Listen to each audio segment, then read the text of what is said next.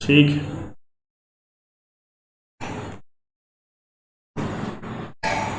ठीक है, दिख गया मुझे। ठीक है,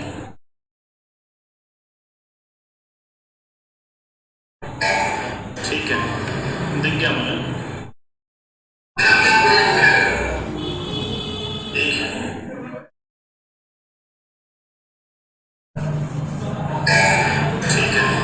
दिख गया मुझे। गुड इवनिंग स्टूडेंट्स, आज हमारी थर्ड क्लास है LDRC की, राइट। कुछ क्वेश्चन लास्ट क्लास के रह गए थे, उनको भी देखना है। गुड इवनिंग स्टूडेंट्स, आज हमारी थर्ड क्लास है LDRC।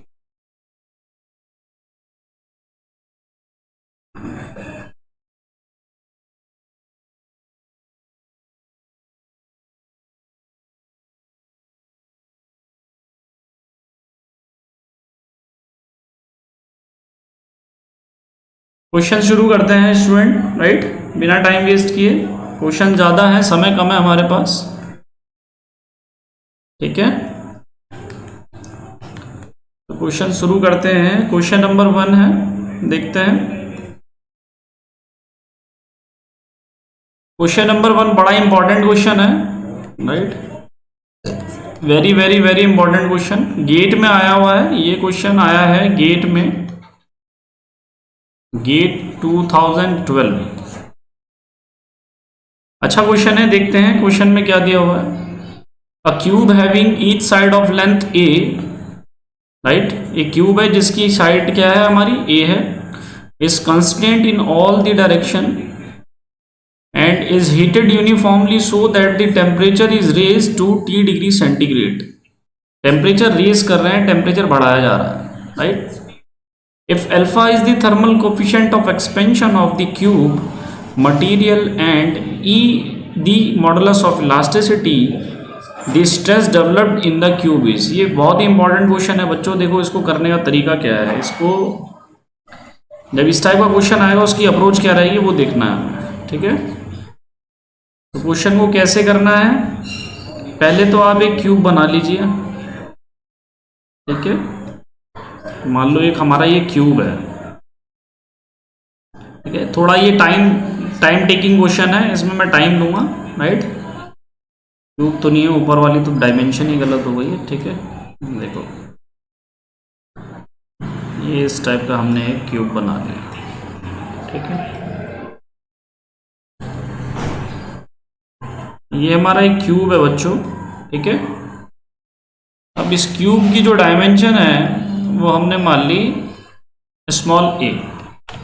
क्यूब की जो डायमेंशन है वो क्या मानी हमने, स्मॉल ए। अब ये जो बता रहा है ये कंस्टेंट है इन ऑल डायरेक्शन, यानी कि ये सब सारी डायरेक्शन से क्या है, कंस्टेंट है। एक्स डायरेक्शन में भी, वाई डायरेक्शन में भी कंस्टेंट है और जेड डायरेक्शन में भी कंस्टेंट है, ठीक है।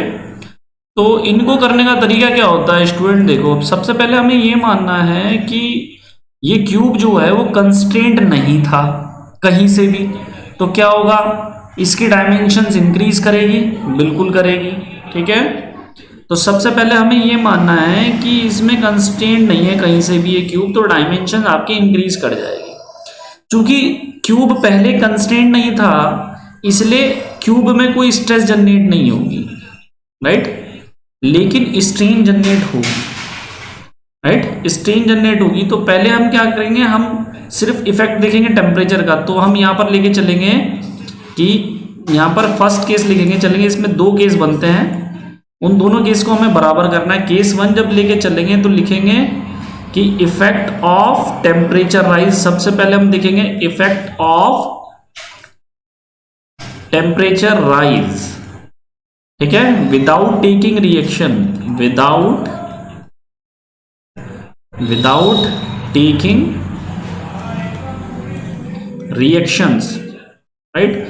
चूंकि हमने इस केस में फिक्स नहीं माना तो रिएक्शन कोई जनरेट नहीं होगी स्टूडेंट, ठीक है। तो इसमें क्या होगा, हमें पता है कि जो चेंज इन वॉल्यूम होता है हमारा dV डिवाइड बाय V, वो क्या होता है, वो होता है strain in all direction, strain in all direction. तो अब मुझे बताओ, जब ये क्यूब है तो इसका जो वॉल्यूम होगा वो तो हो जाएगा ए क्यूब। अगर ए हमारी क्या है, साइड है, राइट। तो जो चेंज इन वॉल्यूम आया हमारा किसकी वजह से, टेम्परेचर राइज की वजह से, वो आ जाएगा हमारा capital V into epsilon x plus epsilon y plus epsilon z. ठीक है। अब चूंकि ये रिएक्शन जो है नहीं यहाँ पर, यानी कि हम ये मान के चल रहे कि रिस्ट्रिक्टेड नहीं है, तो स्ट्रेस तो जीरो होगा बट स्ट्रेन होगा, और स्ट्रेन जो होगा वो हर डायरेक्शन में सेम रहेगा। उसकी वैल्यू कितनी होगी बच्चों, उसकी वैल्यू होगी अल्फा इंटू डेल्टा टी। उसकी वैल्यू होगी अल्फा इंटू डेल्टा टी। अब थोड़ा समझने की बात यह है क्या, कि जो हमारा चेंज इन वॉल्यूम आया टेम्परेचर राइज होने की वजह से, वो कितना आया, चेंज इन वॉल्यूम जो आया, मैं इसको 1 मान लेते हैं केस 1 के अकॉर्डिंग। वॉल्यूम कितना था, ए की क्यूब, यहाँ की कितनी वैल्यू की, इसकी वैल्यू कितनी है, ए की क्यूब, इनटू क्या होगा, जब तीनों डायरेक्शन में स्ट्रेन समान होगी तो क्या होगा, इसको हम लिख सकते हैं 3 into alpha into delta T. यानी कि जो चेंज इन वॉल्यूम आया बच्चों हमारा, चेंज इन वॉल्यूम जो आया वो आया a cube into 3 into alpha delta T. इसे हमने मान लिया इक्वेशन 1। इसे हमने क्या मान लिया, इसे हमने मान लिया इक्वेशन 1। ठीक। ये वो वॉल्यूम था जो टेम्परेचर राइज होने की वजह से हमारा चेंज हुआ। ठीक है। अब हम दूसरा केस लेके चलेंगे। दूसरा केस क्या होगा बच्चों, दूसरे केस में हम लिखेंगे केस 2।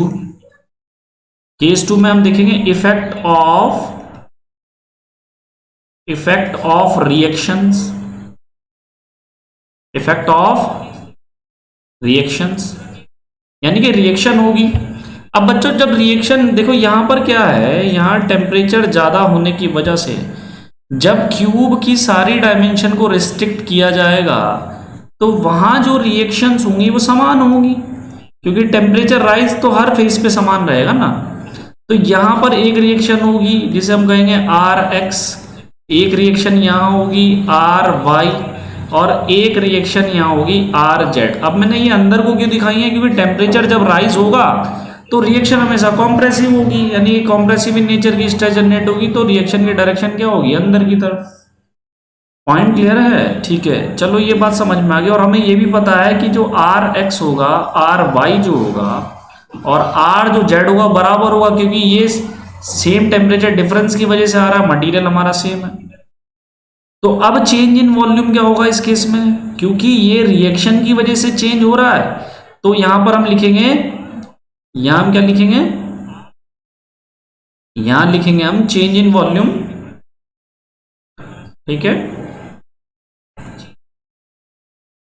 ना। क्या हो रहा है,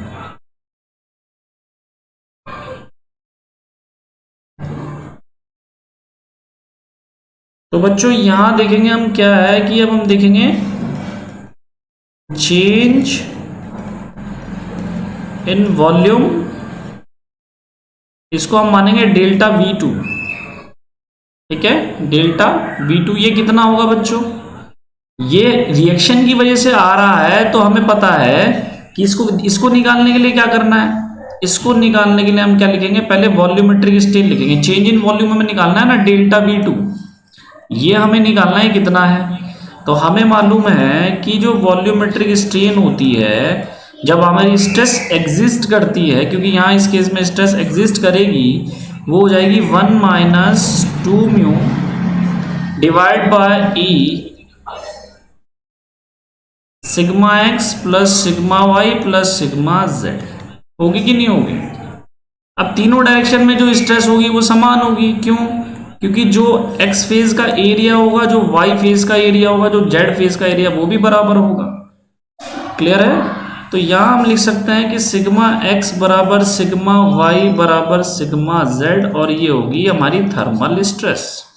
ये क्या होगी हमारी थर्मल स्ट्रेस। तो ये जो वॉल्यूम आया हमारा चेंज इन वॉल्यूम, ये कितना आएगा, ये आएगा 1 minus 2 mu divide by E into 3 into thermal stress. ये वॉल्यूमेट्रिक स्ट्रेन आई, अब वॉल्यूमेट्रिक स्ट्रेन को हम किसके बराबर रख सकते हैं? चेंज इन वॉल्यूम, हमने बोला delta V2 divide by volume, change in volume divide by volume, right. Volume कितना है हमारा यहाँ पे? हमारा वॉल्यूम कितना है यहाँ? वॉल्यूम है हमारा A क्यूब, राइट। तो इस केस में बच्चों समझने की बात ये है क्या कि इस केस में जो हमारा चेंज इन वॉल्यूम आएगा, इस केस में जो हमारा चेंज इन वॉल्यूम आएगा डेल्टा V2 वो आ जाएगा A cube into 1 minus 2 mu divide by E into 3 into thermal strain. ये हमारी आगे इक्वेशन 2। यह है हमारा चेंज इन वॉल्यूम किस केस में? जब हमारा रिएक्शंस थी।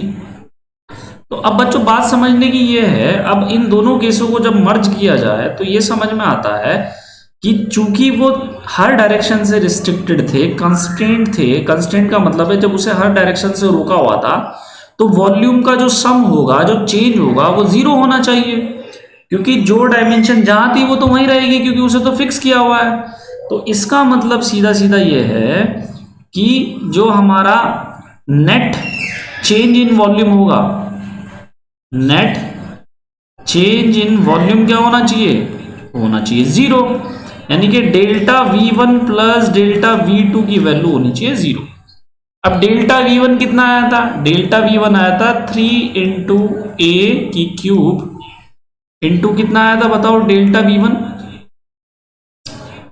ठीक है, अल्फा इंटू डेल्टा टी, ये मेरा डेल्टा V1 आया था, प्लस डेल्टा V2 अभी हमने क्या निकाला?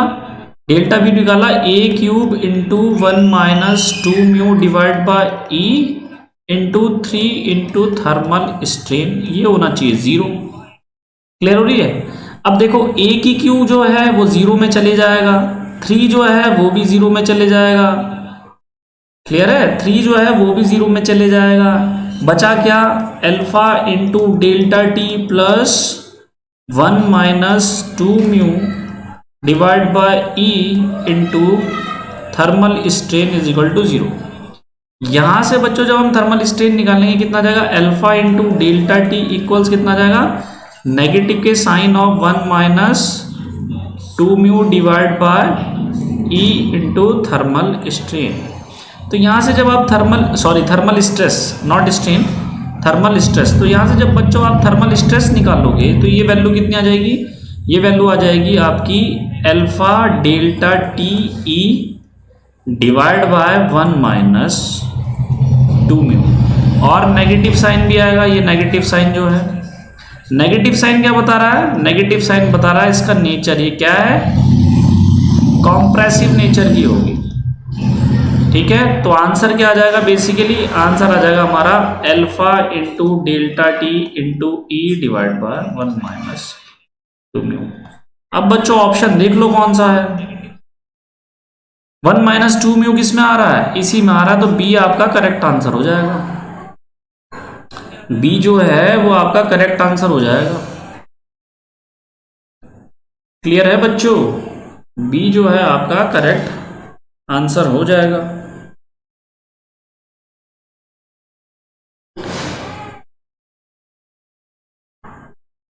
ठीक है,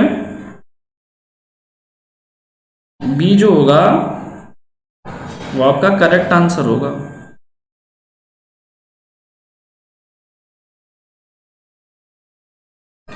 ठीक है, नेक्स्ट क्वेश्चन पे मूव करते हैं। अच्छा, एक चीज और है, अगर इसको शॉर्ट में करना था, देखो कहीं पे जो हमारा एक्सप्रेशन चल रहा था बच्चों, 1 माइनस 2 म्यू में ही तो चल रहा था, देखा भी हमने पीछे। तो क्या इसमें 1 माइनस 2 म्यू था? नहीं। क्या इसमें था? नहीं। क्या इसमें था? नहीं। तो आंसर क्या हो जाता? बी हो जाता। अगर आपको ऑब्जेक्टिव अप्रोच अगर रखनी है तो इस टाइप की भी रखनी चाहिए कि इसी में 1 माइनस 2 म्यू आ रहा था मेरा। तो directly you can solve this question by this approach. Next question में मूव करते हैं। क्वेश्चन नंबर 2 है स्टूडेंट, ई जे के एंड म्यू। ठीक है, क्वेश्चन नंबर 2 है ई जी के and mu represent the elastic modulus, shear modulus, bulk modulus and Poisson ratio respectively for और linearly elastic isotropic homogeneous material. तो मटेरियल है elastic isotropic homogeneous material. To express the stress strain relation completely for this material at least option दे रखे हैं आपको चार। पहला आपको है E G mu must be known. देखते हैं क्या है। देखो इसको मैं डायरेक्ट बता देता हूँ क्वेश्चन में क्या पूछा है। क्वेश्चन में देखो आपके जो इलास्टिक कांस्टेंट है बच्चों कितने होते हैं। इलास्टिक कांस्टेंट की बात करते हैं। इलास्टिक कांस्टेंट जो है हमारे पास वो है 4 टोटल। कौन कौन से हैं? ई है, जी है, म्यू है और के। तो उन्होंने कहा कि अब मुझे ये बताइए कि इस आइसोट्रॉपिक ये चार किसके लिए है? ये इलास्टिक कांस्टेंट है for isotropic and homogeneous material. For isotropic homogeneous material. अब वो ये कह रहा है कि हमारे पास क्या क्या कंडीशन हो सकती है। क्या चारों हमें पता होने ज़रूरी हैं? क्या चार में से हमें तीन पता होने ज़रूरी हैं फर्स्ट ऑप्शन के अकॉर्डिंग? क्या दूसरे तीन पता होने शुरू जरूरी है, या कोई दो पता होने ज़रूरी? तो मैंने आपको बताया था बच्चों कि इंडिपेंडेंट इलास्टिक कांस्टेंट कितने होते हैं आइसोट्रॉपिक मटेरियल के लिए? वो होते हैं दो। राइट, कर लूंगा इन दोनों फॉर्मूले से। तो आंसर हो जाएगा बच्चों C, any two of the four must be known. Any two of the four must be known, ये आपका आंसर हो जाएगा बच्चों। क्लियर है? ये जो होगा ये आपका आंसर हो जाएगा। ठीक है, ठीक है। क्वेश्चन नंबर समझ नहीं आया? देखो बच्चों क्वेश्चन नंबर 1 में क्या है, क्या किया इन्होंने, इसको समझते हैं। मैं अब समझा देता हूं। देखो क्वेश्चन नंबर 1 क्या है कि ये क्यूब है। ठीक है, क्वेश्चन नंबर 1 जो है एक क्यूब है, मान लो ऐसा। ठीक है,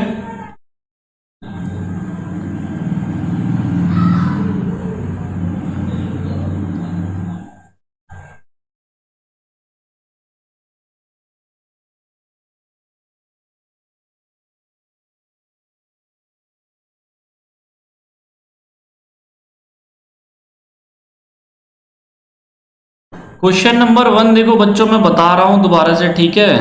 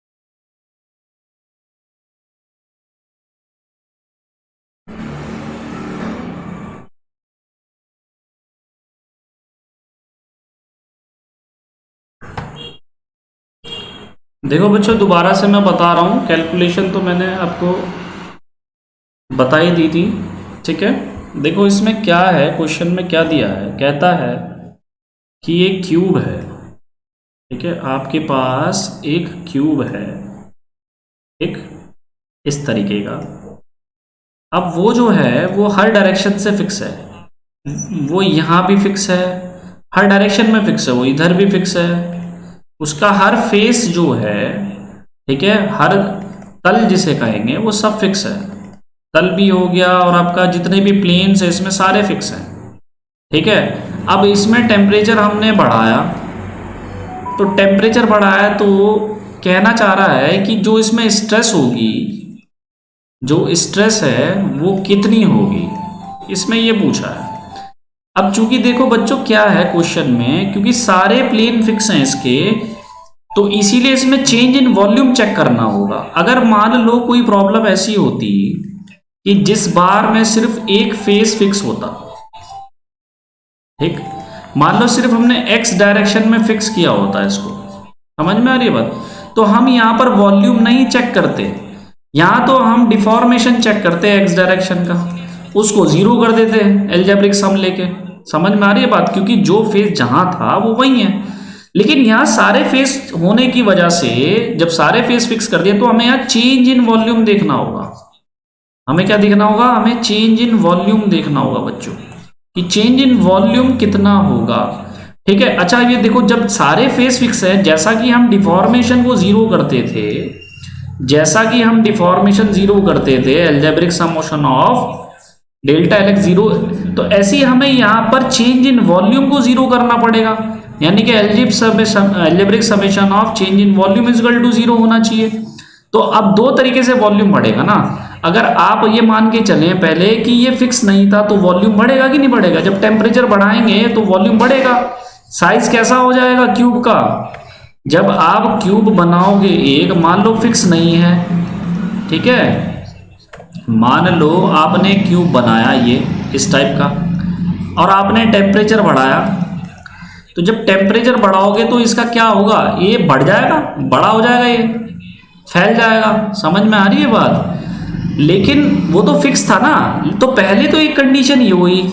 अब क्या हुआ, जब अब मान लो वो एक्चुअल में तो फिक्स है ना, लेकिन रिएक्शन आएगी तो रिएक्शन फिर इसे डिक्रीज करके फिर उसी पोजीशन पे ले आएंगे जिस पोजीशन पे पहले था ये। तो बच्चों यह चेंज इन वॉल्यूम दो तरीके से आएगा, एक तो थर्मल वॉल्यूम होगा टेम्परेचर की वजह से, राइट, और एक वॉल्यूम जो होगा वो रिएक्शन की वजह से होगा। एक वॉल्यूम किसकी वजह से होगा, रिएक्शन की वजह से।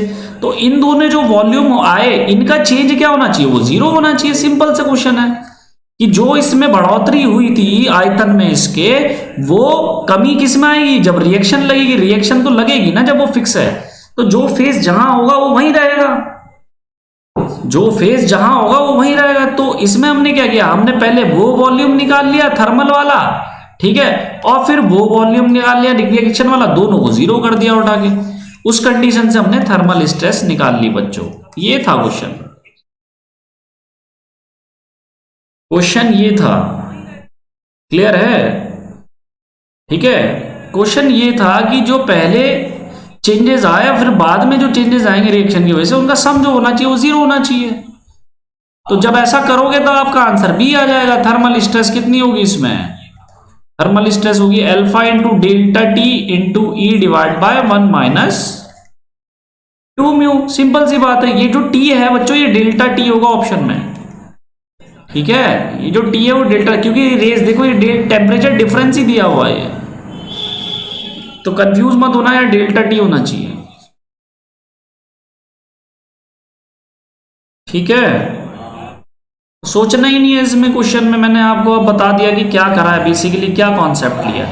जैसे हम डिफॉर्मेशन को जीरो करते हैं किसी एक पर्टिकुलर डायरेक्शन में जब मटेरियल फिक्स होता है, यहां तो वॉल्यूम फिक्स हो गया ना इसका पूरा चारों तरफ से, ठीक है। आई थिंक ये अब क्लियर होगा आप लोगों को कि जो मैंने बताया कि कैसे किया है, ठीक है, ये आपको क्लियर होगा, ठीक है। लेट्स मूव करते हैं क्वेश्चन नंबर 3, ठीक है, क्लियर है। चलो नेक्स्ट क्वेश्चन पे मूव करते हैं। पूछा क्या है, the number of elastic constant for a completely anisotropic elastic material के बारे में पूछा है। एनआइसोट्रॉपिक इलास्टिक मटेरियल मैंने आपको बताया था फॉर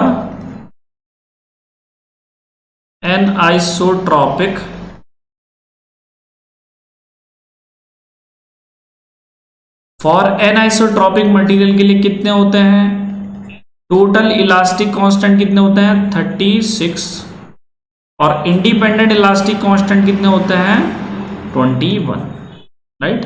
तो किसका पूछा, एनाइसोट्रॉपिक के पूछे हैं, कौन से पूछे हैं, हुक्स लॉ इज, ठीक है।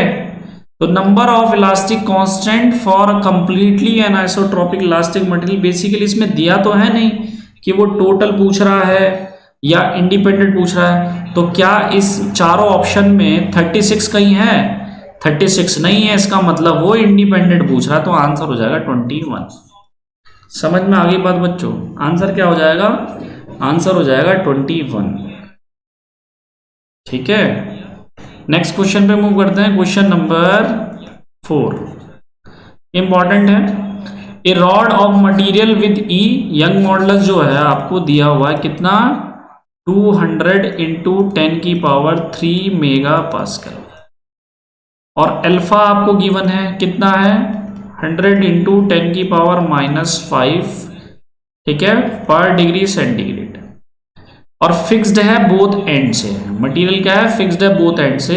It is uniformly heated such that increase temperature कितना दिया हुआ है 30 डिग्री सेंटीग्रेड, यानी डेल्टा टी दिया हुआ है बच्चों, इंक्रीज टेम्परेचर इतना इंक्रीज हुआ, तो बेसिकली 30 डिग्री सेंटीग्रेड आपको टेम्परेचर दिया हुआ है। तो थर्मल स्ट्रेस निकालनी है, तो जब दोनों तरफ से फिक्स होता है कोई मटेरियल, ठीक है, तो मैंने आपको एक बात बताई थी कि इसकी जो थर्मल स्ट्रेस होती है वो कितनी आती है, वो आती है alpha into delta T into E, और नेचर कौन सा रहेगा, नेचर रहेगा बच्चों कंप्रेसिव, क्योंकि टेम्परेचर बढ़ रहा है, नेचर क्या रहेगा, कंप्रेसिव, टेम्परेचर आपका बढ़ रहा है। तो थर्मल स्ट्रेसेस यहाँ पर क्या है, ये डेल्टा टी हमने बढ़ा दिया, राइट। तो थर्मल स्ट्रेसेस पूछी हैं तो क्या आ जाएगा, अल्फा कितना गिवन है बताओ, 100 इंटू 10 की पावर -5 इंटू डेल्टा टी कितना गिवन है 30 इंटू ई कितना गिवन है बच्चों 200 इंटू 10 की पावर 3। इसको कैलकुलेट कर लो, ठीक है, इसको कैलकुलेट करोगे, देखो 10 की पावर -5 ये है, तो 2 0 ये रही, 2 0 ये रही, और 1 0 इसमें से कम हो जाएगी, तो ये कैंसिल आउट हो जाएगा, तो ये बचेगा 30 इंटू 2 इंटू 100।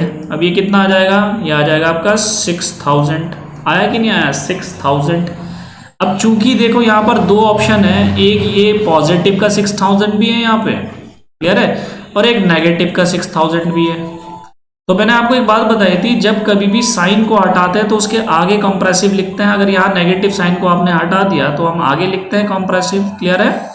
तो चूंकि यहाँ पर ना तो लिखा हुआ है टेंसाइल ना कंप्रेसिव लिखा है, तो हमें यहाँ नेगेटिव साइन लेके चलना पड़ेगा, तो ये आ जाएगी माइनस के 6000 मेगा पास्कल, माइनस के 6000 मेगा पास्कल, यानी कि इसकी वैल्यू होगी न्यूटन पर mm²। तो आंसर हो जाएगा आपका बी जो होगा आपका करेक्ट आंसर होगा, क्लियर है, बी जो होगा आपका करेक्ट आंसर होगा। नेक्स्ट क्वेश्चन पे मूव करते हैं, क्वेश्चन नंबर 5। क्वेश्चन नंबर 5 बड़ा इजी है, फिगर आपको गिवन है, एरिया आपको दिया हुआ है। चूंकि देखो ये पूरा जो बार है, जो मैं ये फिगर जो आपको गिवन है, ये एक पूरा बार है, इसका यहाँ भी एरिया सेम है, यहाँ भी एरिया सेम है, यहाँ भी एरिया सेम है, और वो दिया हुआ है कितना, एरिया जो है आपको गिवन है ए इक्वल टू कितना है, वो दे रखा है 25 mm², ठीक है। It is loaded at 4 points K L M N, assume E of steel दिया हुआ है हमें, E ऑफ S कितना दिया हुआ है 200 गीगा पास्कल, इसको मेगा पास्कल में चेंज करेंगे कितना आ जाएगा 200 इंटू 10 की power 3 megapascal. The total change in length of rod due to loading. अब मैंने आपको बताया था जब मल्टीपल लोड्स होते हैं तो बच्चों फॉर्मूला कौन सा यूज करते हैं, फॉर्मूला यूज करते हैं एल्जेब्रिक सम वाला। तो एल्जेब्रिक सम कितना हो जाएगा बताओ, ये हो जाएगा delta L1 plus delta L2 plus delta L3। अब यहाँ पर मेंबर कितने हैं, यहाँ पर मेंबर देख लेते हैं कितने हैं बच्चों, इजी क्वेश्चन है बहुत, ठीक है। मेंबर देखो कितने हैं यहाँ पे, कैसे देखेंगे मेंबर, ऐसे देखेंगे, एक मेंबर ये है, दूसरा मेंबर ये है और तीसरा मेंबर ये है। तो तीनों मेंबर का हम अलग अलग delta L1 delta L2 delta L3 निकाल लेते हैं। तो सबसे पहले हमें इससे फोर्स निकालना पड़ेगा, ठीक है। सबसे पहले हमें इस पे फोर्स निकालना पड़ेगा। फोर्स निकालने के लिए क्या करें बच्चों, देखो सेक्शन लेंगे, सेक्शन लेंगे, पहले मेंबर 3 पे ले लेते हैं। तो हमने एक सेक्शन ले लिया, सेक्शन के राइट साइड में मुझे एक फोर्स दिख रहा है सिर्फ 50 न्यूटन। इसका मतलब जो मेंबर 3 है, इसका मतलब जो मेंबर 3 है उस पे 50 न्यूटन का फोर्स है, तो ये इक्विलिब्रियम में रहेगा। तो यहाँ भी कितना होना चाहिए, 50 न्यूटन। तो ये मेंबर 3 का है, और मेंबर 3 की जो डायमेंशन है बच्चों वो गिवन है 400 mm, ये डायमेंशन गिवन है। तो इसका जो डेल्टा L3 होगा वो कितना हो जाएगा, हो जाएगा P3L3 divide by A3E3, PL by AE होता है ना। चूंकि ये मटेरियल सेम है तो E1 बराबर E2 बराबर E3 होगा, मटेरियल सेम है, E1 बराबर E2 बराबर E3 होगा। क्लियर है। तो यहाँ से डेल्टा L3 हम निकालेंगे, डेल्टा L3 कितना आएगा देखो, है ना। इसको कैलकुलेट करना पड़ेगा आपको, एक सेकंड मुझे ना कैलसी लाना पड़ेगा, ठीक है। लेंथी क्वेश्चन है, आप एक मिनट मेरे को।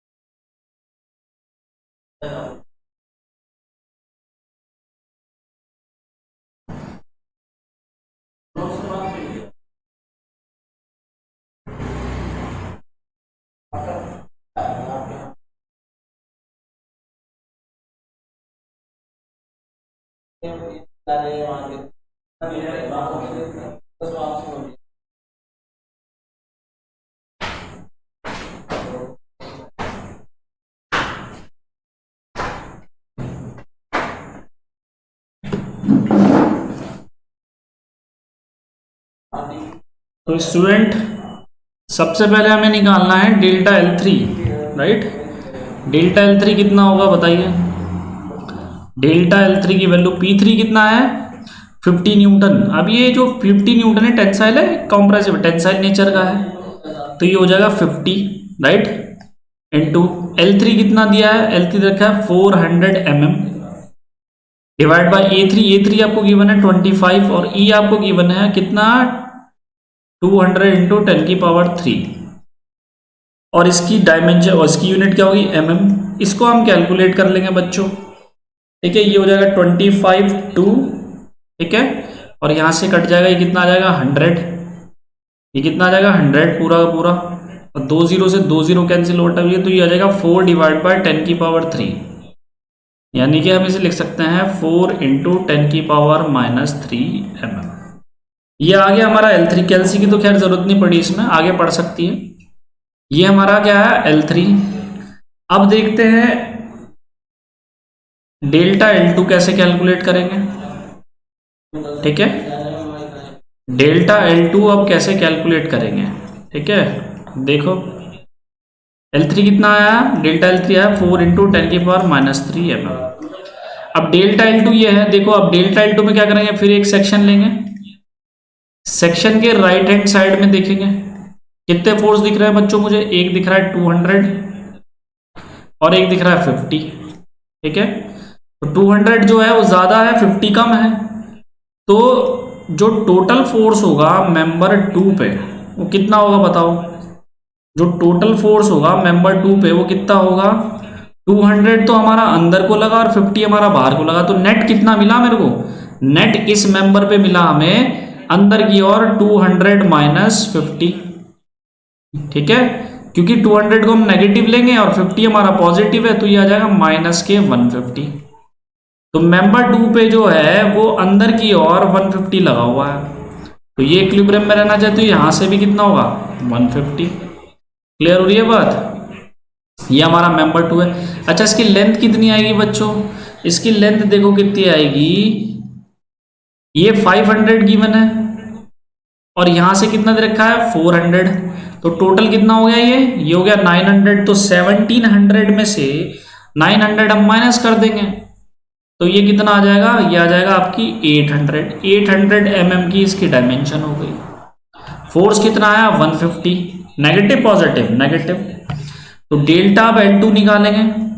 डेल्टा L2 आएगा माइनस के P2 सॉरी प्लस के P2 into L2 divide by A2 और E2।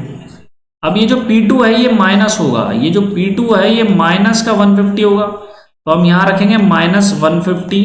L2 कितना आया 800 डिवाइड बाय A2 कितना है 25 और ये कितना है 200 इंटू 10 की पावर 3। इसको कैलकुलेट कर लेंगे, इसको काटेंगे कितना आ जाएगा ये 6। ठीक है, इसको हम कैलकुलेट कर लेंगे, 2 0 से 2 0 कैंसिल हो गए, तो कितना हो गया हमारा, ये आ जाएगा 4, तो ये आ जाएगा 24।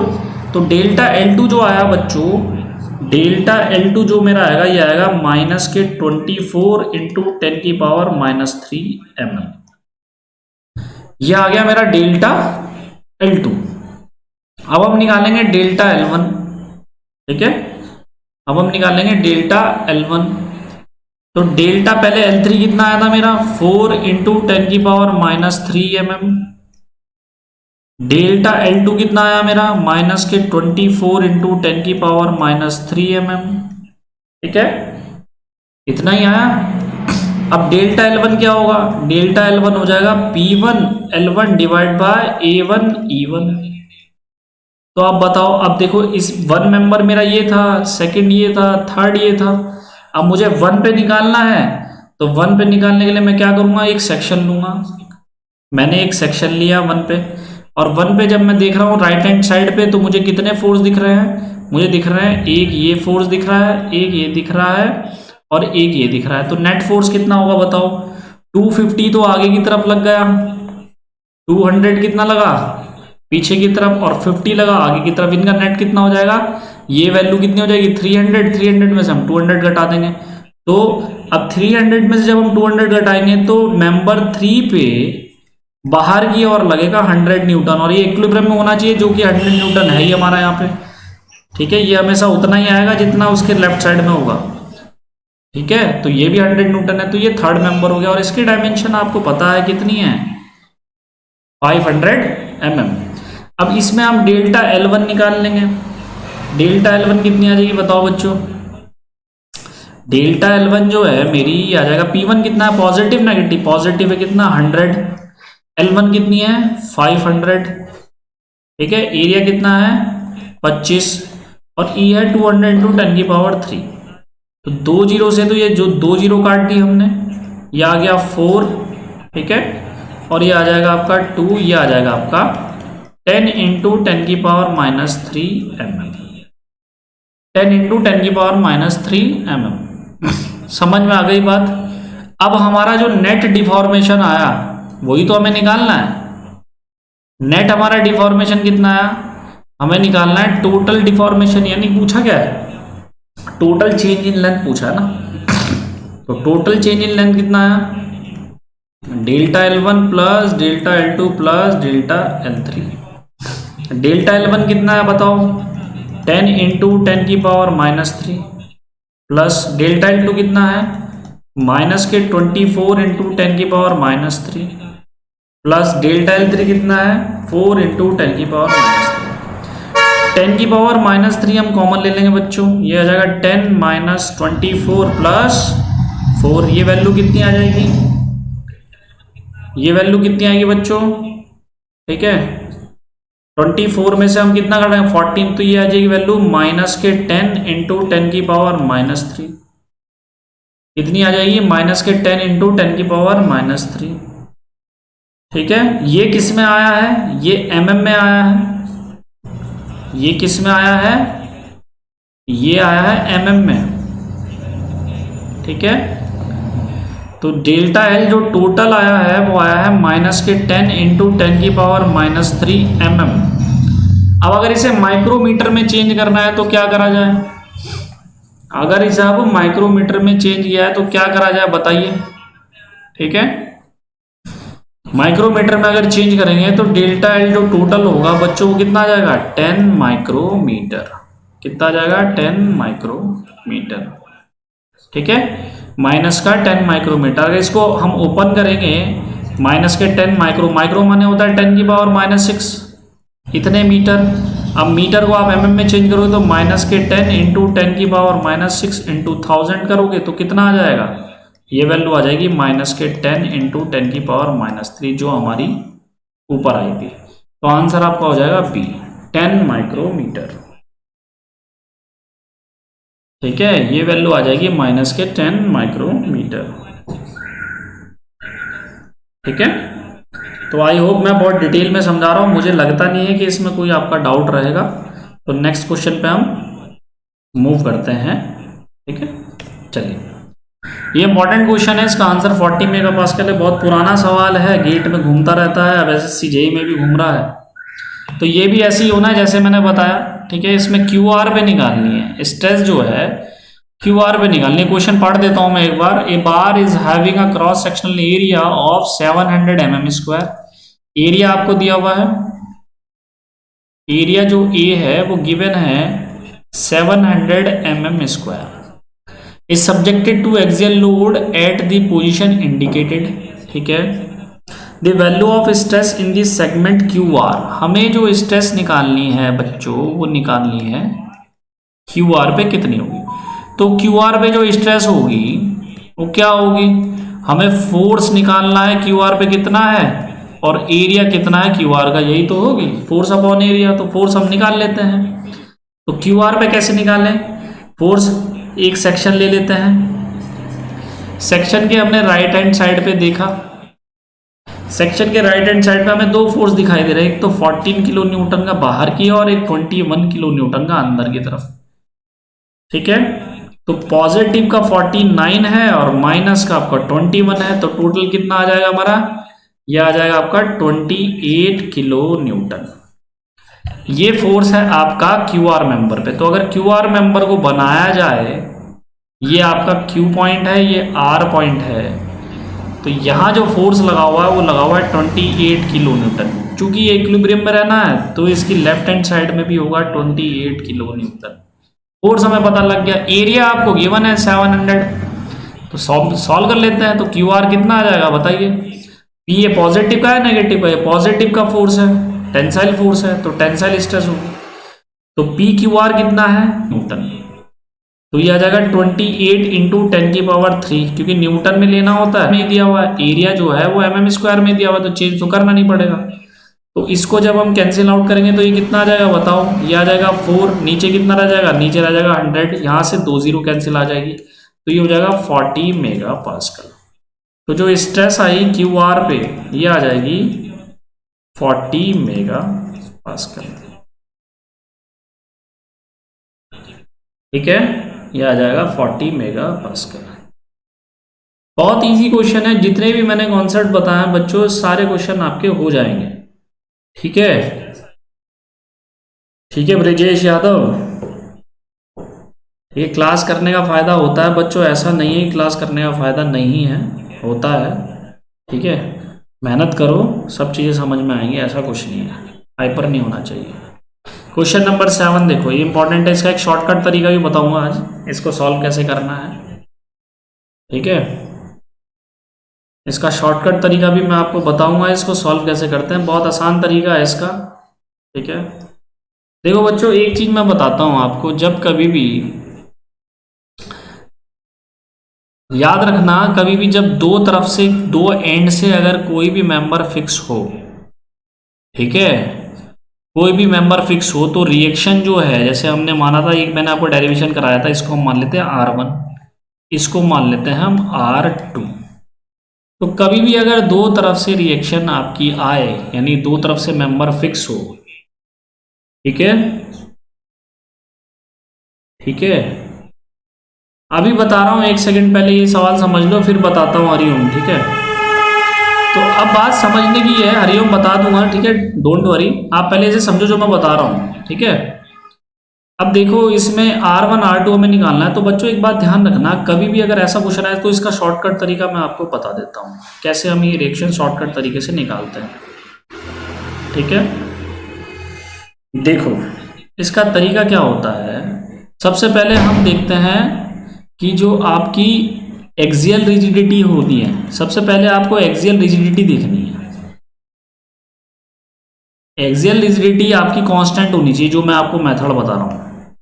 तो क्या यहाँ पर कांस्टेंट है? एक्सियल रिजिडिटी होती क्या है? एक्सियल रिजिडिटी होती है एरिया और ई का मल्टीप्लीकेशन। तो क्या यहाँ एरिया सेम है? दोनों रिएक्शन के लिए बिल्कुल सेम है।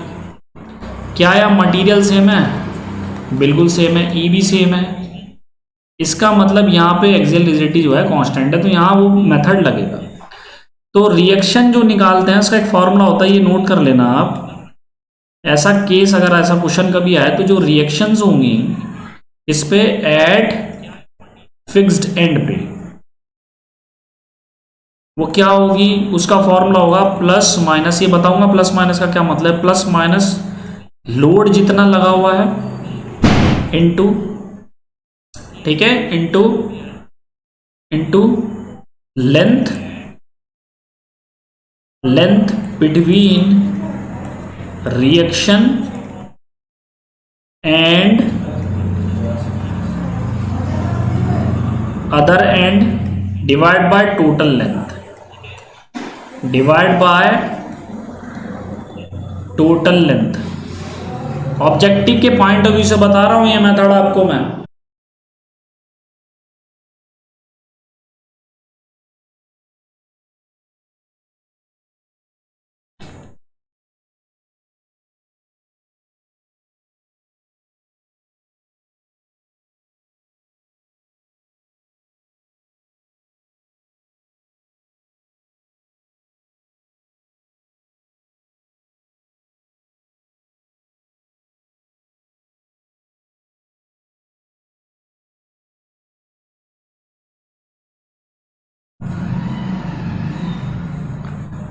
ठीक है, थोड़ी सी टेक्निकल प्रॉब्लम आ गई थी बच्चों, है ना। ठीक है, देखो मैं ये बता रहा था आपको, मैं ये चीजें बता रहा था, ठीक है।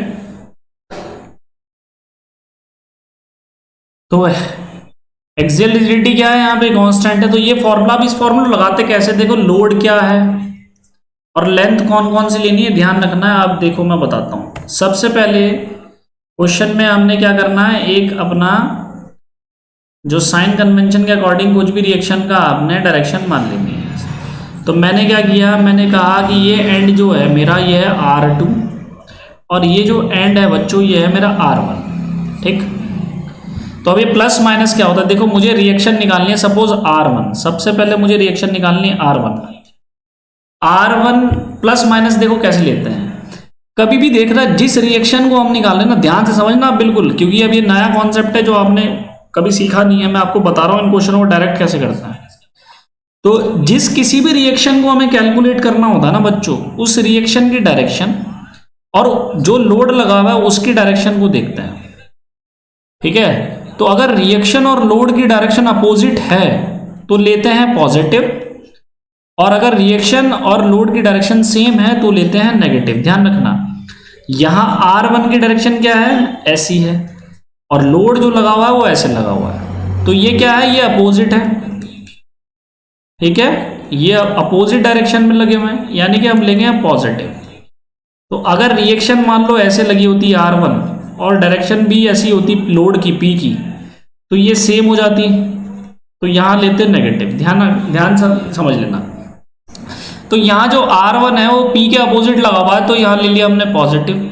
अब लोड लिखा मैंने, लोड क्या था, लोड था P, लोड था आपका P इनटू, मैंने कहा कि distance between reaction and other and. देखो रिएक्शन एंड अदर एंड का मतलब क्या होता है, जो हमें डिस्टेंस लेनी होती है ना, जो लोड लगा हुआ है आपका, ठीक है, जो आपका लोड लगा हुआ है बच्चों, ये ये जो लोड लगा हुआ है इसमें दो डिस्टेंस बैठेगी, एक तो ये वाली बैठेगी, ठीक है, एक तो ये बैठेगी और एक ये बैठेगी। तो हम यहां पर डिस्टेंस जो लेंगे वो अदर एंड की लेंगे। अदर एंड मेरा ये है, अदर एंड ये है क्योंकि मैं कैलकुलेट कर रहा हूं R1 को, और अदर एंड मेरा ये है। तो यहां से मुझे लोड तक की डिस्टेंस लेनी है। रिएक्शन नहीं, सॉरी फॉर्मूले में थोड़ा सा गलत हो गया, पीछे चेक कर लेना कि जो लोड है और जो दूसरा एंड है उसके बीच की डिस्टेंस लेते हैं हमेशा। जो लोड है, जो दूसरा एंड है, उसके बीच की डिस्टेंस लेनी है। पीछे जो फॉर्मूला मैंने लिखवाया था उसको करेक्ट कर लेना। Distance between the load and other and, distance between the load and other and, ठीक है।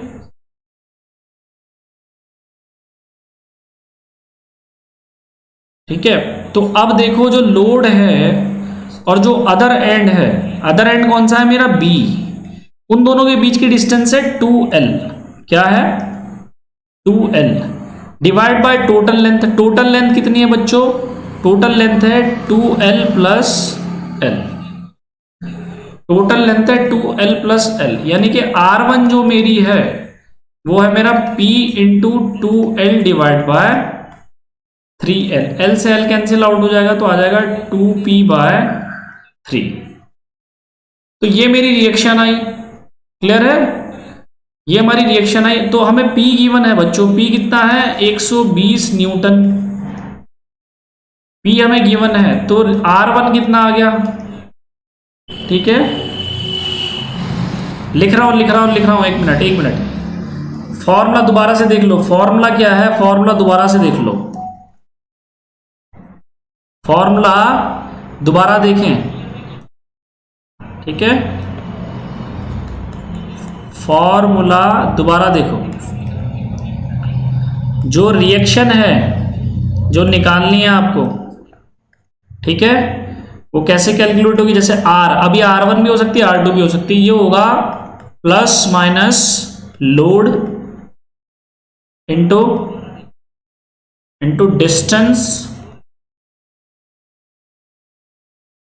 Distance between load and other and divide by total length. ये फॉर्मूला है बच्चों, ये ध्यान रखना ये फॉर्मूला। और ये कब एप्लीकेबल होगा? ये तभी एप्लीकेबल होगा जब एक्सियल रिजिडिटी क्या होगी? कांस्टेंट।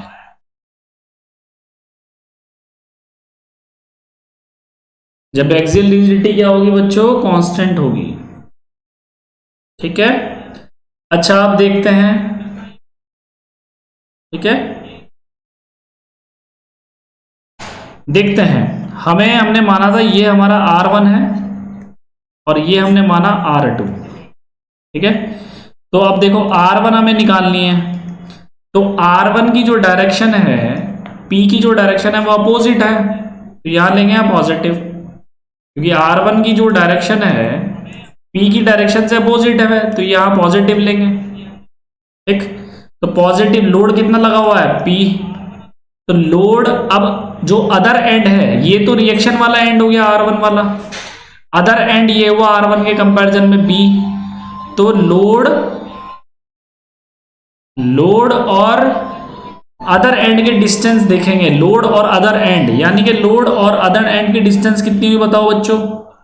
लोड और अदर एंड, ये आपका लोड लगा हुआ है इस पॉइंट पे, ये आपका अदर एंड हुआ R1 के रिस्पेक्ट में, ये दे रखा है 12, तो यहां आ जाएगा 12, यहां आएगा 12, और नीचे लेंथ कितनी है टोटल? 3L। लेंथ कितनी है? 3L। तो R1 की जो वैल्यू है बच्चों वो आ जाएगी 2P बाय 3। कितनी आएगी? 2P bye 3। और P आपको गिवन है, P कितना है? P दे रखा है 120 न्यूटन, तो ये हो जाएगा 2 इंटू P कितना है? 120 डिवाइड बाय 3, तो ये हो जाएगा 40 इंटू 2 दैट इज 80 न्यूटन, ठीक है। तो R1 कितना है आपका? 80 न्यूटन। और ये कौन से एंड पे है? ये है एट ए पे, ठीक है, एट ए पे। एक ही ऑप्शन है डी, 80 जो है आपका ए पे एक ही ऑप्शन है, बाकी चेक करने नहीं, ये होगा नहीं, ये होगा नहीं, होगा नहीं। दूसरा भी कैलकुलेट कर लेते हैं, दूसरा भी कैलकुलेट कर लेते हैं, ठीक है, दूसरा भी कैलकुलेट अलग कर देते हैं। देखो बच्चों, ये जो आपका है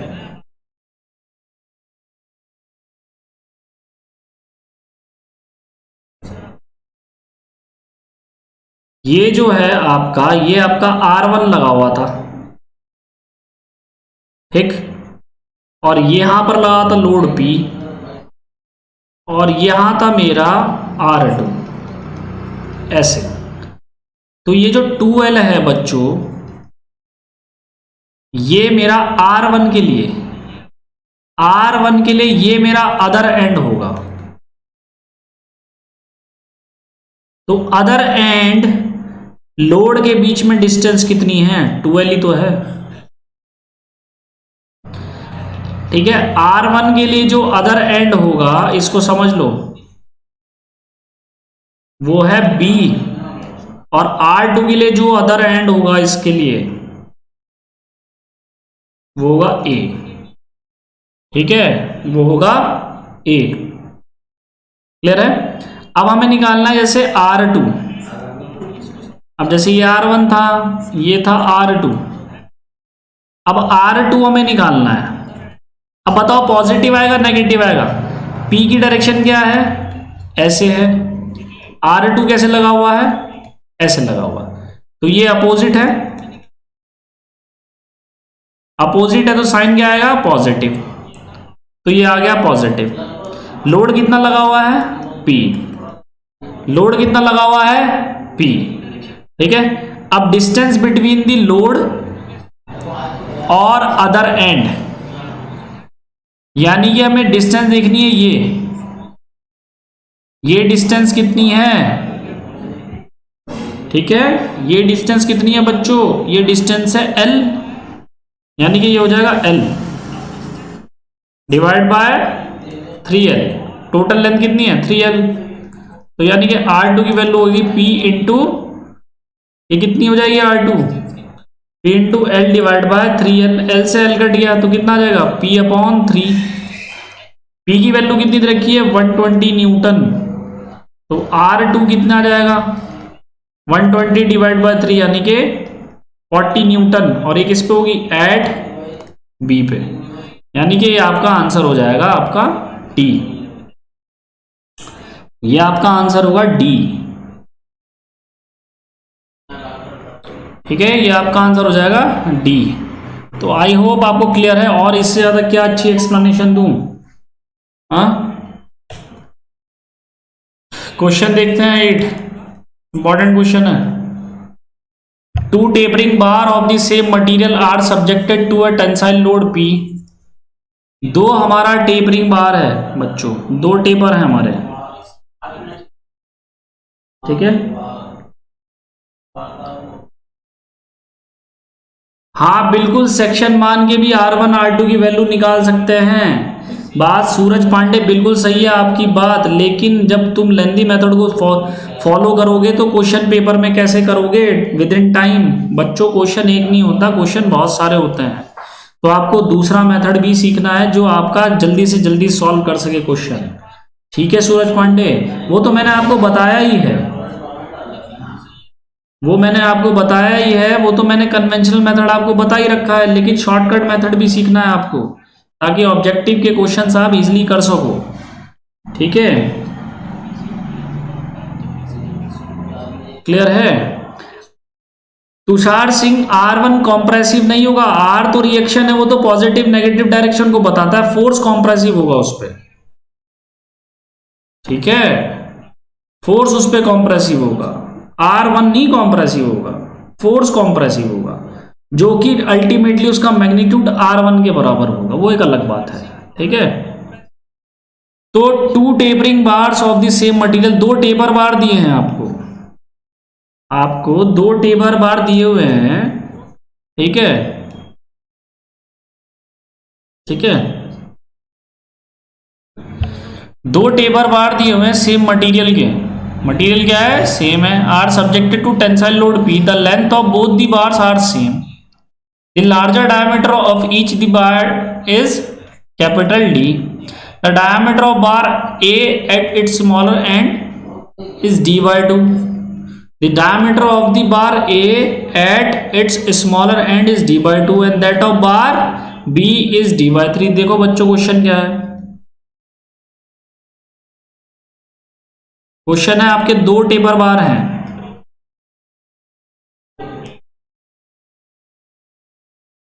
दो टेपर बार है आपके, ठीक है, दोनों पे टेंसाइल फोर्स लगा हुआ है P, लेंथ बराबर है, एक एंड पे दे रखा है कैपिटल डी, मान लो आपका ये बार ए है,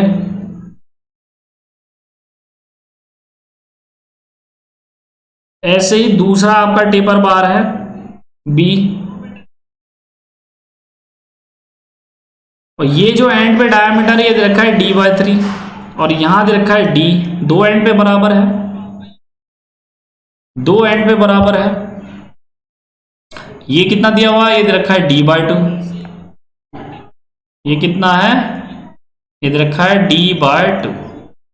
तो पूछा क्या, what is the ratio of elongation of bar A to that of bar B, तो डेल्टा एल ए कितना होगा बताओ, 4pl upon pi d1 d2 into ई होता है, तो ये कितना हो जाएगा डेल्टा ए, यह जाएगा 4pl divide by pi, d1 की वैल्यू क्या है d, इसको आप मान लो d1 और इसको मान लो आप d2, तो ये कितना आ जाएगा, ये आ जाएगा d बाय 2 इंटू ई, ठीक है, 2 पर चलेगा, ये आ जाएगा 8pl divide by pi D square E, यहां डेल्टा एल बी कितना होगा बताओ, ये हो जाएगा 4pl divide by pi d1 d2 into E, यहां d1 कितना है d, ये क्या है हमारा d2, तो डेल्टा एल बी बताओ कितना आ जाएगा 4pl divide by pi, d1 कितना है, d1 है कैपिटल डी, d2 कितना है d बाय 3 इंटू ई, ये वैल्यू आ जाएगी 12pl divide by pi D square into ई।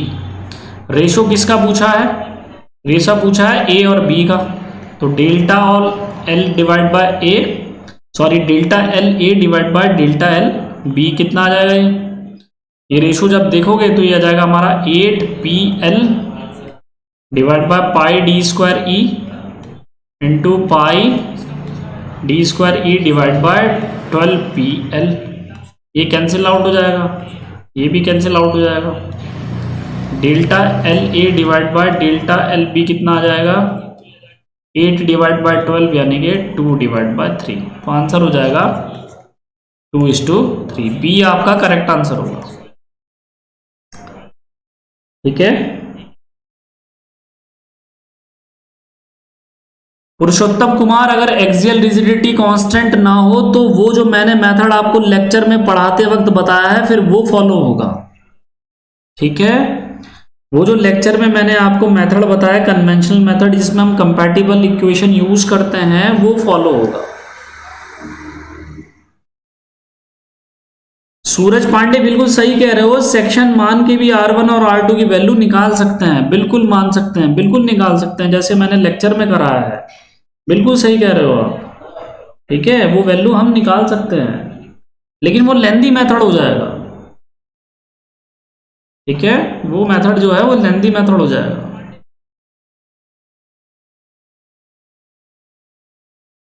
ठीक है, ठीक है। नेक्स्ट मूव करते हैं question number 9। Question number 9 important है, ये कौन सा कनेक्शन है, पैरेलल कनेक्शन का क्वेश्चन है, ये पैरेलल कनेक्शन का क्वेश्चन है, ठीक है, फोर्स लगा हुआ है P, चूंकि पैरेलल कनेक्शन है तो फिगर से ही पता लग रहा है, तो इसमें क्या होगा देखो डेल्टा L1 बराबर डेल्टा L2 बराबर होगा डेल्टा L3। अगर आप इसको 1 मानो, इसको 2 मानो और इसको 3 मानो, ठीक है। लेंथ भी आपकी बराबर है नहीं, हमारी L1 बराबर है L3, ठीक है, और L2 आपकी डिफरेंस है, ठीक है। L1 बराबर L3 होगी आपकी, दिख रहा है मुझे सीधे फिगर से। और L2 की वैल्यू कितनी दे रखी है, वो दे रखी है 2 इंटू L1। क्वेश्चन में देखो क्या है, according to given figure E of copper, E of aluminium. ये आपका क्या है, ये आपका एल्यूमिनियम है, और ये जो मटेरियल है ये आपका कॉपर है, तो ये भी क्या होगा, ये भी होगा आपका कॉपर, ठीक है। ये होगा आपका कॉपर। 7 का FBD ये होगा बच्चों, 7 का FBD होगा, यहां से क्या होगा, ये लगेगा R2, ठीक है। ये क्या होगा हमारा R2 लगेगा। ये कौन सा होगा हमारा दूसरा मेंबर, ये वाला, ठीक है। ये आपका क्या होगा, दूसरा मेंबर होगा।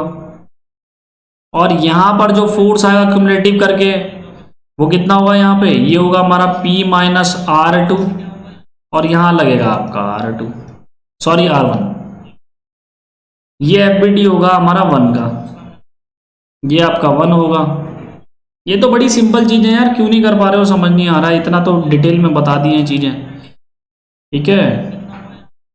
ये तो आपको मैंने बहुत अच्छे से बताई हैं। क्या कर रहे हो आप लोग, देखो इसको मानो 1, इसको मानो 2, 1 ये हो गया हमारा, 2 हो गया हमारा। ये रिएक्शन मैंने क्या मानी थी, R2, ये रिएक्शन मैंने क्या मानी थी, R1। यहाँ कितनी लगी, R2, तो इसे इक्विलिब्रियम में लाना है तो कितना लगेगा, R2। यहाँ कितनी है, R1, ये कितनी हो जाएगी, ये हो जाएगा P माइनस R2, ठीक है। जब सेक्शन लोगे तो ये P पॉजिटिव है, R2 नेगेटिव है, तो ये FBD हो जाएगा 1 का, ये FBD हो जाएगा 2 का। पता नहीं क्या कंफ्यूजन है, चलो ठीक है। अब इस क्वेश्चन पे आते हैं। देखो गिवन क्या है कि कॉपर का E आपको दिया हुआ है कितना, 1.5 इंटू E ऑफ एल्यूमिनियम, ठीक है। ये हमें गिवन है। डायामीटर दे रखा है बच्चों, ये थोड़ा लेंथी क्वेश्चन है। डाया ऑफ एल्यूमिनियम दिया हुआ है, डाया ऑफ एल्यूमिनियम कितना है, ये दे रखा है 30 mm, ठीक है। और डाया ऑफ कॉपर दिया हुआ है 37.5, ठीक है। तो एरिया निकालना पड़ेगा हमें, देख लेंगे इसको, कैलकुलेट करेंगे। पूछा क्या है पहले इस पे बात कर लेते हैं। If bar remains horizontal, if bar remains horizontal after loading P, then ratio of force, force का रेशो पूछा है, इसका फोर्स का रेशो पूछा है। इजी क्वेश्चन है, बहुत इजी क्वेश्चन है। फोर्स का रेशो पूछा हुआ है, फोर्स का आपका रेशो क्या होगा, ठीक है। देखो कैसे निकालेंगे। ये जो P फोर्स है, ये इसमें क्या होगा हमारा, देखो ये होगा F1, ये होगा F2, ये होगा F3। F3 क्या होगा, F ऑफ एल्यूमिनियम, F2 क्या होगा, F ऑफ कॉपर, ये भी क्या होगा, F ऑफ कॉपर। तो F1 बराबर होगा F3 के, जो किसके बराबर होगा, F ऑफ कॉपर के। और F2 की वैल्यू जो है वो है F ऑफ एल्यूमिनियम। तो लिखेंगे for static equilibrium, for static equilibrium क्या होना चाहिए कि P बराबर क्या होगा, P बराबर होगा F1 plus F2 plus F3। अब ये F1 और F3 तो बराबर है, किसके बराबर है, कॉपर के, तो ये हो जाएगा 2 into F of copper plus F of aluminium. तो जो P की वैल्यू आई वो आई मेरी 2 into F of copper plus F of aluminium. इसको हमने मान लिया इक्वेशन 1, इसको हमने मान लिया इक्वेशन 1। क्लियर है। अच्छा ये हमारी इक्वेशन 1 हो गया। अब देखो, अब चूंकि मुझे पता है कि डेल्टा L1 बराबर डेल्टा L2 बराबर होगा डेल्टा L3 के, क्यों? क्योंकि पैरेलल कनेक्शन है, क्योंकि पैरेलल कनेक्शन है। तो जब ये बराबर होगा तो क्या होगा, ये कितना होगा बताओ, ये होगा P1, ठीक है। डेल्टा L1 को हम क्या लिखेंगे, P1 L1 divide by A1 E1, यही तो लिखेंगे। ये बराबर हो जाएगा P2 L2 divide by A2 E2, ये वैल्यू आ जाएगी P3 E3 divide by A3 E3। होगा कि नहीं होगा? अब P1 क्या है, ये जो है वो P1 ही तो है, और ये जो है वो P3 है, और ये जो आपको है ये P2 है हमारे साइन कन्वेंशन के हिसाब से। समझ में आ रही है बात? ठीक है, तो ये तो बराबर होगा, ये जो है ये वैल्यू बराबर होंगी। क्यों बराबर होगी? क्योंकि material same, area same. Copper है ना, ये किसके लिए लिखी है, ये दोनों वैल्यू कॉपर के लिए है। ये वैल्यू जो लिखी है ये वैल्यू एल्यूमिनियम के लिए है। तो आप कोई भी इक्वेशन बराबर कर सकते हो इन दोनों में से। तो मैंने बराबर कर दी, मान लो पहली और दूसरी।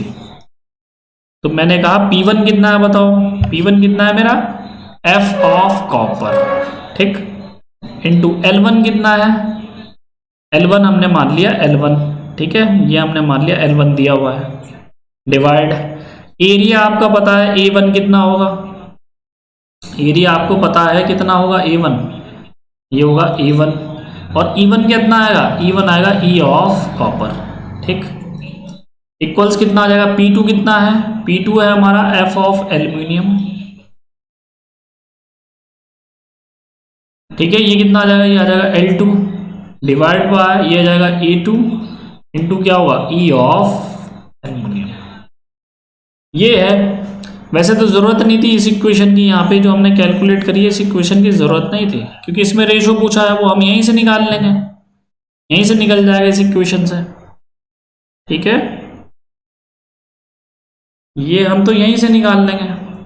तो इसका मतलब देखो, F of copper into L1 divide by A1 into E1, sorry E of copper, ये कितना होगा, E ऑफ कॉपर इक्वल्स कितना होगा, F of aluminium into L2 divide by A2 into E of aluminium, ठीक है।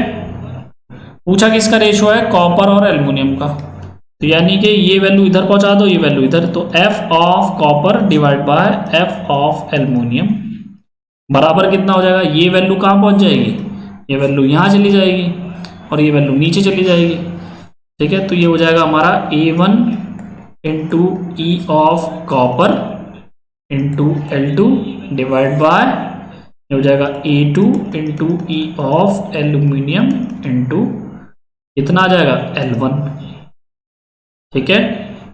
अच्छा, ये वैल्यू गिवन है E of copper into sorry E of copper divide by E of aluminium, ये value given है हमें यहाँ पे, ये वैल्यू कितनी है, ये वैल्यू है 1.5, और ये वैल्यू भी गिवन है, ये वैल्यू हमारी कितनी है, ये है 2, ठीक है। तो जो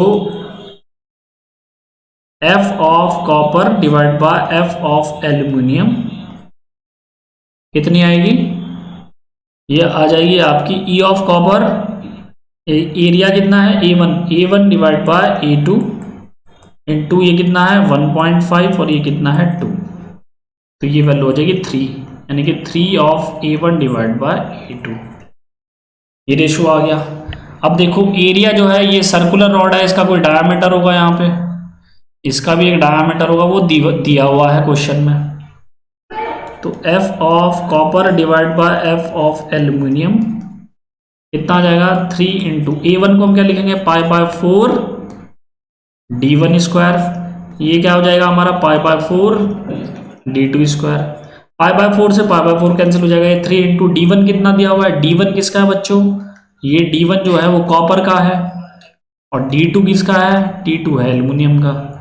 तो D1 कितना दिया हुआ है बताओ, कॉपर का कितना डायमीटर है, ये है कॉपर का डायमीटर, कॉपर का हमें डायमीटर गिवन है, तो ये कितना हो जाएगा, ये हो जाएगा D1 square divide by d2 square. तो d1 कितना है, d1 हमें रखा है 37.5 और d2 कितना है, दे रखा है 30। तो ये कितनी आ जाएगी वैल्यू, ये जाएगा 3 इंटू 37.5 डिवाइड बाय 30 का होल स्क्वायर। ये वैल्यू आ जाएगी आपकी। ठीक है, इसको हम कैलकुलेट कर लेंगे। 37.5 डिवाइड बाय 30 इसका होल स्क्वायर इंटू कितना हो जाएगा 3। तो बच्चों ये जो वैल्यू आएगी, ये जो वैल्यू आएगी जब आप इसे कैलकुलेट करोगे, F of copper divide by F of aluminium, ये वैल्यू आएगी 4.68। तो आंसर हो जाएगा आपका डी 4.6। आंसर क्या हो जाएगा, आंसर हो जाएगा डी 4.6। अब बताओ इससे ज्यादा डिटेल में और क्या समझाऊं मैं तुम्हें, है कुछ खुद भी मेहनत करनी कि नहीं करनी तुम्हें। क्वेश्चन नंबर 10 देखो, लास्ट क्वेश्चन है इस क्लास का। ठीक है, फिर नेक्स्ट क्लास में देखेंगे। बहुत इजी है, तो बता चुका हूं, ये बताने की जरूरत है। इसका आंसर क्या होगा, बी। बताया था मैंने कि टेपर बार अगर है, मान लो एक हमारा टेपर बार है, चलो बता देता हूं उसको डिटेल में। ठीक है, ये हो गया हमारा टेपर बार।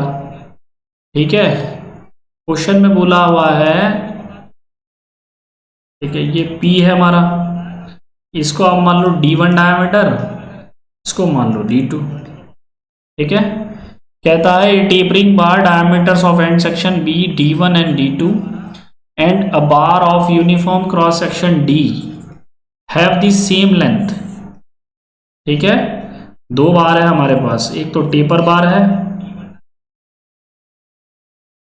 एक टेपर बार है और एक प्रिज्मेटिक बार है, उसकी भी लेंथ क्या है, सेम है। यहां भी फोर्स लगा हुआ है P, एक्सियल पुल लगा हुआ है, सेम एक्सियल पुल है।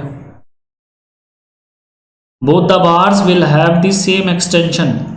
इसका जो डेल्टा L1 है इसको मान लो 1, इसको मान लो 2, और इसका जो डेल्टा L2 है वो क्या है, वो आपस में बराबर है। ये कह रहा है वो, तो बराबर कर दो। इसका डेल्टा L1 कितना है, 4PL divide by pi D1 D2 into E बराबर, ये कितना होगा, यह आ जाएगा PL upon AE, PL upon AE। ठीक है, तो सेम मटेरियल क्या है, तो E से E कैंसिल आउट हो गया। ठीक है, PL से PL कैंसिल आउट हो गया। इसका मतलब ये वैल्यू कितनी आ गई, 4 divide by pi into 1 divide by D1 and D2, क्या आ जाएगा 1 बाय A कितना होगा, A होगा पाई बाय 4 D स्क्वायर। इसको रख देंगे यहाँ पे, तो 4 upon pi into D1 D2 की कितनी वैल्यू हो जाएगी बताओ, 4 upon pi into 1 by D square. ये कैंसिल आउट हो जाएगा, तो ये कितना आ जाएगा, यहाँ से D स्क्वायर की वैल्यू आ जाएगा D1 D2, यहाँ से D कितना आ जाएगा, root of D1 and D2। ये आपका आंसर हो जाएगा B। आंसर क्या होगा, आंसर होगा आपका B। क्लियर है बच्चों, आंसर होगा आपका B, आंसर होगा B। सारे क्वेश्चन मैंने आपको डिटेल में समझा दिए।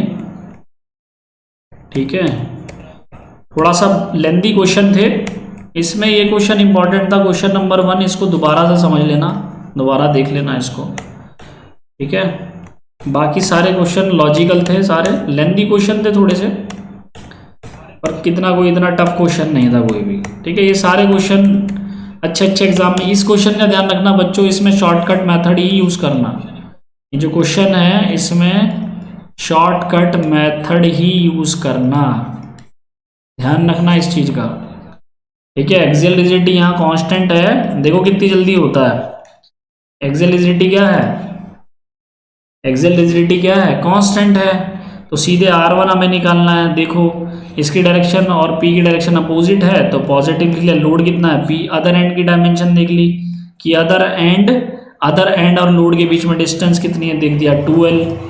और ये कितना आ गया 3L, तो ये आ जाएगा P इंटू 2/3। कितनी जल्दी कैलकुलेट होता है ये, 40 आ गया। R2 निकालना है, देखो R2 और P की क्या डायरेक्शन है, अपोजिट है, नहीं पॉजिटिव। लोड कितना है P, अदर एंड के डायमेंशन क्या L, ये कितना आ गया 3L, तो P/3 ये कितना आ गया, इतनी जल्दी कैलकुलेट होता है। ये 80 आएगा, ये यहाँ पर क्या आएगा, ये 80 आएगा। ठीक है, ये कितना आएगा, ये 80 आएगा। तो अब इससे ज़्यादा आसान कोई मेथड नहीं हो सकता बच्चों। ठीक है, डायरेक्टली सॉल्व कर सकते हो। याद ध्यान रखना, इसका ध्यान रखना, बस इसका ध्यान रखना, ये इंपॉर्टेंट है। ठीक है, ठीक है, इसका ध्यान रखना, ये वेरी वेरी इंपॉर्टेंट है। एक्सेलरिटी जब सेम होगी तभी लगाएंगे, अगर नहीं हुई सेम तो क्या करेंगे, जो मेथड मैंने आपको बताया है लेक्चर में, जो लेक्चर में मैंने आपको मेथड बताया है, सेक्शन लेंगे। ठीक है, फिर delta L1 plus delta L2 को क्या करेंगे, 0 करेंगे। बार बार रिपीट करके देखो लेक्चर। ठीक है,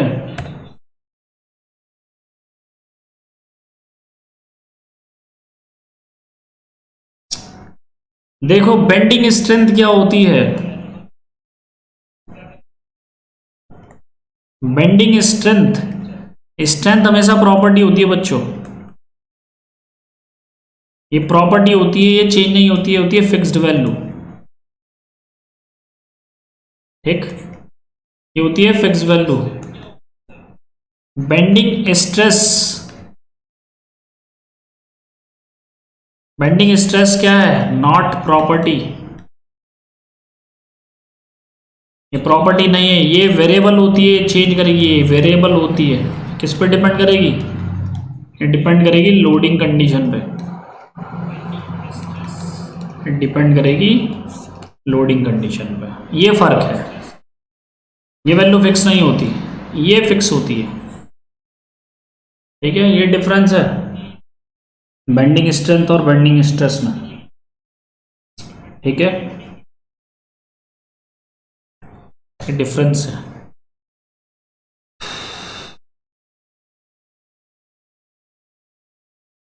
सेकंड क्वेश्चन तो ये बड़ा इजी है।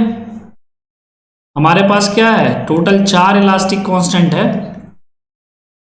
ठीक है, के, म्यू, जी और ई, कोई दो भी पता होंगे, जैसे ई इजकल टू कितना है हमारा 2G 1 प्लस म्यू।